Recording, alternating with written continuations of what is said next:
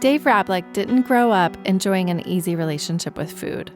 So when I was a teenager, about 19 years old, I can remember starting to look at food like it was toxic, like it was my arch nemesis.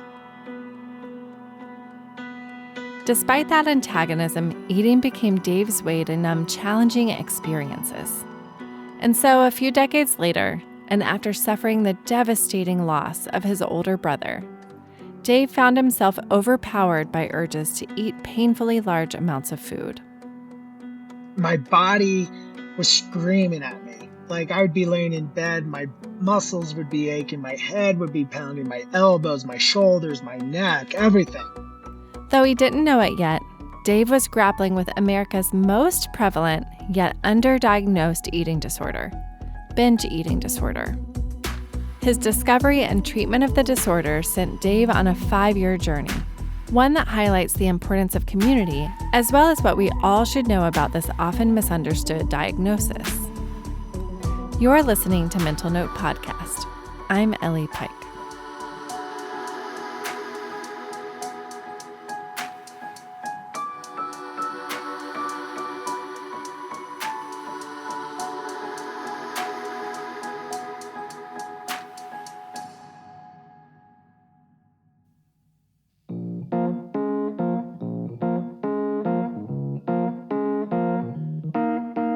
Before continuing with Dave's story, we need to back up and understand the basics about binge eating disorder.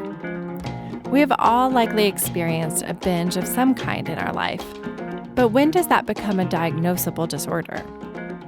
For dietitian Allison Pritchett, using the standard criteria for pinpointing binge eating disorder can be a bit tricky. There are exact diagnostic criteria for binge eating disorder in something that we call the DSM, but I tend to view that as a pretty limited kind of factor for diagnosing somebody with binge eating disorder, primarily because it's a little subjective. It just kind of says eating a large amount of food in a short period of time, which what does that really mean, right? But also because our research on it is limited in terms of the populations that it covers. It's really kind of focused on thin white women and not as much our other populations, which we know struggle with binge eating as well. So I tend to go more towards the lived experiences that I hear from people. So hearing phrases like, I can't keep certain foods in the house because I feel out of control around them. I feel a lot of guilt around food. I'm really scared about food or scared around compulsive eating food. I hide food a lot. Kind of those lived experiences are more aligned with what we're seeing at our treatment centers. And I always say to you, like, even if you don't meet the exact diagnostic criteria for an eating disorder, especially binge eating disorder, it doesn't mean that you don't deserve help. If those things I said resonated with you, if you feel like you are thinking about food a lot, you're feeling a lot of guilt around food, whatever it may be, you still deserve to seek treatment and to get help for that. Given the fact that binge eating disorder can be tricky to pinpoint, it makes sense that it often goes undiagnosed. This is especially troubling due to how widespread the disorder has become. So binge eating disorder is actually the most common eating disorder in the United States as well as Europe. Around 3.5% of women and about 2% of men have binge eating disorder. And that might not sound like a lot right off the bat, but to put it in perspective a little bit, that's actually more than 3 times the prevalence of anorexia nervosa and bulimia nervosa combined, and more prevalent than breast cancer in our society. It's a fairly new eating disorder diagnosis, and unfortunately, only I think around like 28% of people actually end up getting treatment for binge eating disorder at this time. Which brings us back to Dave and how he decided to get help. Before learning about disordered eating and long before ever setting foot in a treatment center, Dave was just a normal guy coming home from work. It was a typical day after work, and I got home and had dinner, and I was super pumped up because I was going to have a 4-day weekend. And then the phone rang, and that's when my life changed. and it was my sister-in-law saying, "Dave, Joe's gone." At first, I'm like, "What the heck are you talking about, Steph?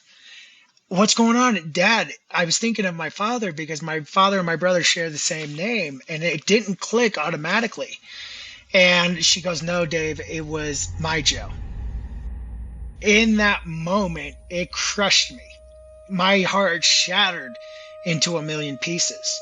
I remember walking down the stairs of my house to go over, and as I walked down the stairs, I felt all the strength that I had within inside of me evaporate. And I was wailing and I was crying and I was bawling because in times like that, I would reach out to my brother and say, "What do we do? How can we get through this?" But I didn't have that resource anymore. Surrounded by grief and deprived of his brother, Dave quickly turned to food to smother the pain. So a group of friends came over to our house that night and they brought some dinner over for us. And I ate more than usual that night because, I still couldn't believe that Joe was gone. I mean, I was sitting on the couch at our parents' house staring out at the Rocky Mountains going, how the heck is this happening? And when that food showed up, all the, willpower that I thought I had within inside of me went out the window. And that went on for months.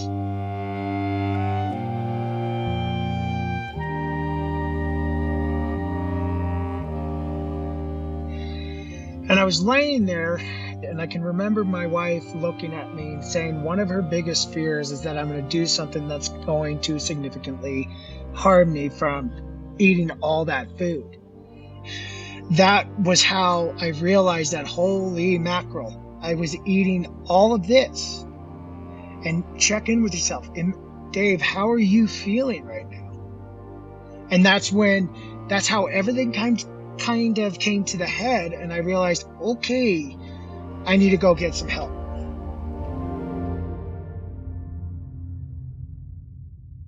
Dave's quick turnaround from a crisis moment to getting treatment is really incredible. Unfortunately, that process is not as swift for many people. Here again to talk about common barriers to binge eating treatment and how to maneuver them is Allison Pritchett. Allison, what are some common issues someone with binge eating runs into when seeking support? I think lack of knowledge that it is even a diagnosis, whether it's from the person with the lived experience or from the providers that they are talking to, such as their physician or therapist or dietitian. But I think a really big one was that guilt and shame component too. Society kind of glamorizes restriction, especially for those in a larger body, and really shames fullness and shames binging. So it doesn't get as talked about with not only medical providers, but also peers as well.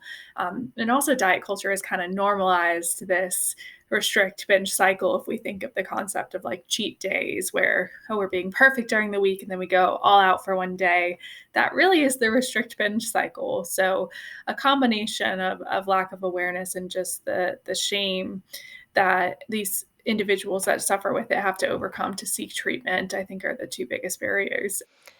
And you did talk about how not that many folks who actually deal with binge eating actually seek treatment. So if someone is listening today, Eating Recovery Center does offer some free support groups for binge eating, but some folks also may need additional support. So Allison, what are some ways that people can find the support that they need?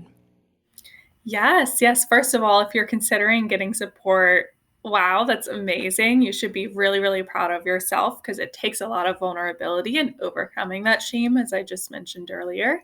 But where I would get started, if you don't already have a therapist and a dietitian, I think those are two providers that are really key to helping eating disorders and can get you kind of aligned with where you may need to go. So what I would do is kind of Google eating disorder dietitian, eating disorder therapist in my area, or binge eating disorder dietitian, binge eating disorder therapist in my area, and start there. You could also talk to a physician about it, or we do have some resources on our website as well and do have that binge eating specific program at our at-home program that is wonderful and there to help you as well.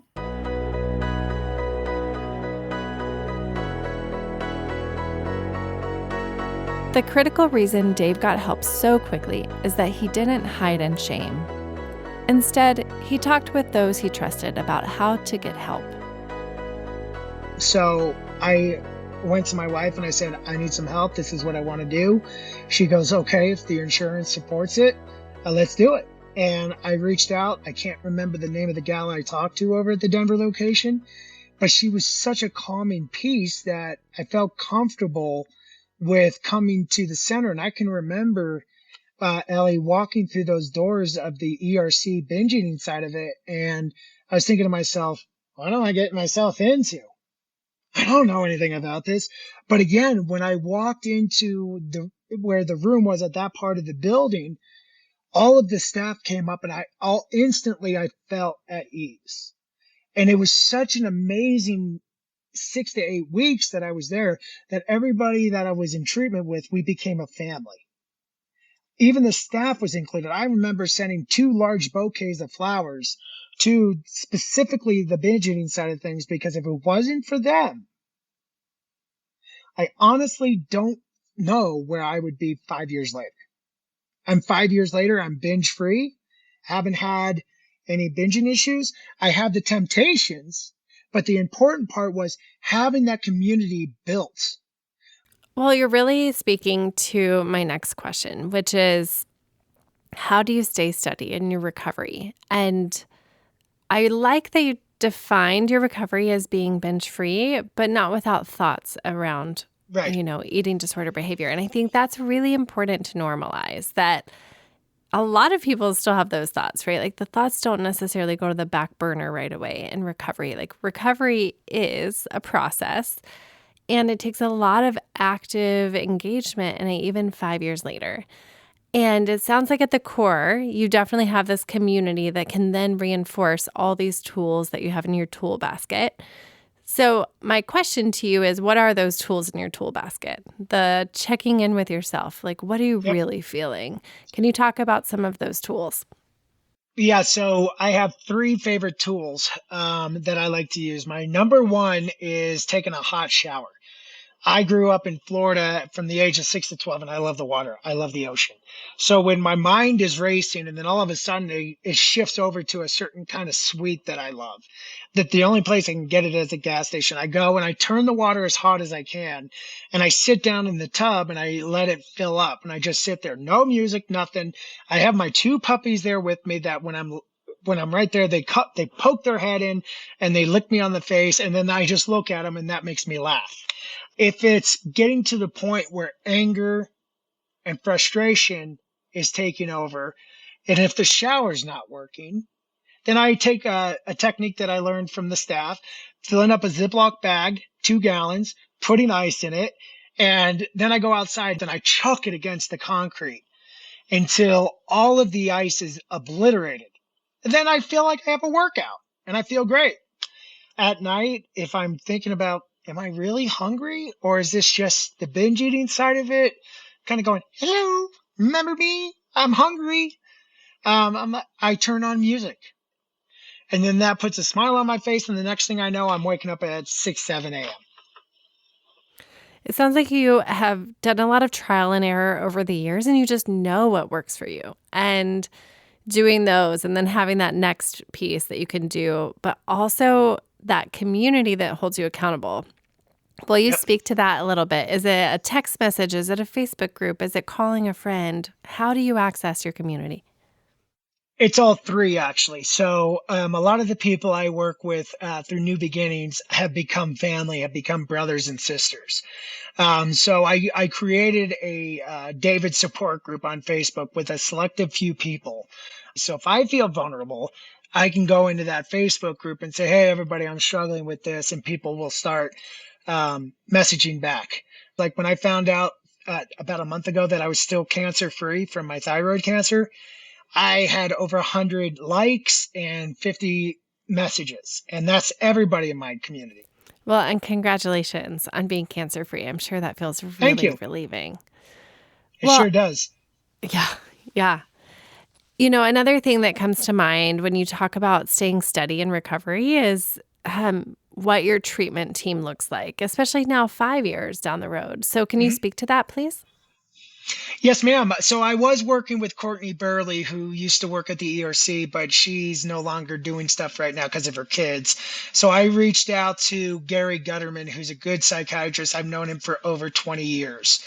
And he doesn't have specifically have training in, eating disorders, but he helps me work through the emotions, and helps me check in with myself. And then I have one, two, three, like 10 people in my support system that I've built up over the years. And if I send out a message, they call me and we talk it through. But I do allow myself to stay in the moment, because if I just brush it under the rug, it's not going to be handled. It's going to come roaring back even faster. And so having that has been a big help. Well, it sounds like having the community, having your, appointment set up with your therapist. And one of the biggest lessons that you share about is dealing with your emotions in the moment versus sweeping it under the rug, letting it build up, and then feeling like you're going to combust or that you need to binge to cope, right? And Right. all of that is so incredible. And we know recovery is complicated. Life is complicated. You've gone through a lot since you've been in treatment 5 years ago. So can you tell me a little bit about some of those complications in your journey and how you also stayed on track? So obviously it was the passing of my brother. And then my wife at the time decided to file for divorce. So I had that big piece. And I'm still working through it. It's been a year and a half that we've been divorced, and it still hurts because I do miss her and I still love her. That was the second one. And then last year, I had an accident where I was at work and I slipped on ice. And next thing I know, I'm waking up 25 minutes later, laying on snow. I knocked myself out because I smacked my head against the concrete. And I found out after some MRIs and stuff that I had 3 brain bleeds. The only thing I remember is waking up and listening to the nurses saying that this kid's lucky we didn't have to drill burr holes to alleviate the pressure of his brain, because my brain swelled so much. And I'm still dealing with migraines, headaches, and sharp pain behind my eyes. Not only that, I had my shoulder operated on because I guess when I went down, I tried to brace myself and I tore my rotator cuff and my labrum. So I've been dealing with that for the last 14 months.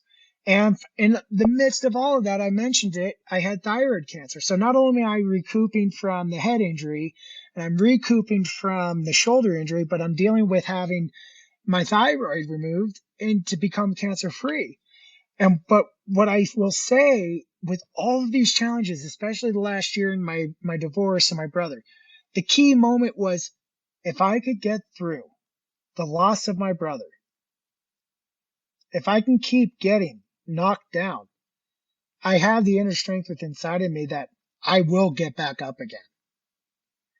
And through this last 14 months with these headaches and migraines and possible seizures going on up there, and all that jazz, I keep telling myself, no matter what happens, I have the power to say, I give up, or I'm going to keep trudging forward. And sometimes the eating disorder comes back and flares its ugly head. And that's when I say, nah, I'm good. Thank you. But if it takes over, that's what I have my community for. You are an incredibly resilient person, and I really appreciate you simplifying even how you kind of pep talk yourself, right? I could go back to my eating disorder or I could not, and I'm going to keep trudging ahead. It's just one step at a time, one choice at a time. And your story is just incredibly unique, and yet I know a lot of people can relate with your story. So if you could share one piece of encouragement for those listening who are dealing with binge eating, what would you want to share? I love that you asked that because I put a lot of thought into it. And it's my friends, my brothers, my sisters, you all have an inner strength that is within inside of you. It may be buried under events that have happened in your life. But I want to encourage each and every one of you to tap into that inner strength, get through the muck, get through the stuff that is in your way, because every one of us has an incredible story that needs to be heard. And when you get to the point where I am today, I'm not saying I'm perfect, because I'm not. I still have my moments and my issues. But when you can get to 2 years, 4 years, 5 years, you can then shift your gears and share your story with someone that is struggling with their eating disorder. And here's the greatest part. If you're not happy with the chapter of life that you're in, guess what you get to do with a chapter? You can rip it out of the book, you can crumble it up, and you can throw it like a basketball, and then you can take that pen and become the author of your story. Tap into it. You've got an amazing story that we all need to hear.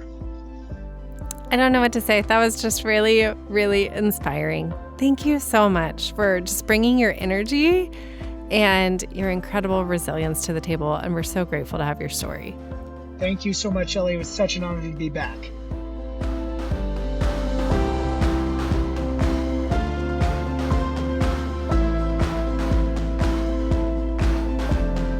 As we heard from both Dave and Allison, if you feel out of control while eating, experience shame around food in your body, or find yourself in regular binge eating episodes, you're not alone. The best thing you can do is ask for help. There are many good places to start this process.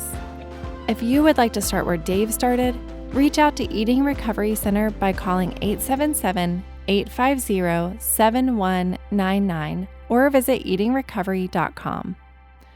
The virtual treatment program, Eating Recovery at Home, can help you break the cycle and find support within a healing community of others who have similar experiences.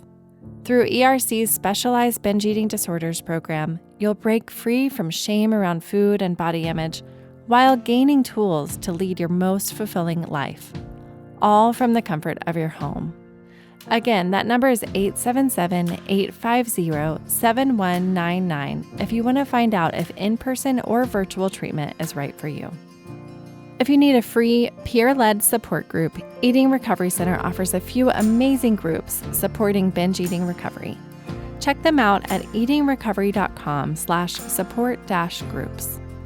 Finally, thank you for listening to Mental Note Podcast. If you like our show, sign up for our e-newsletter and learn more about the people we interview at mentalnotepodcast.com. We'd also love it if you left us a review on iTunes. It helps others find our podcast. Mental Note is produced and hosted by me, Ellie Pike, and directed and edited by Sam Pike. Till next time.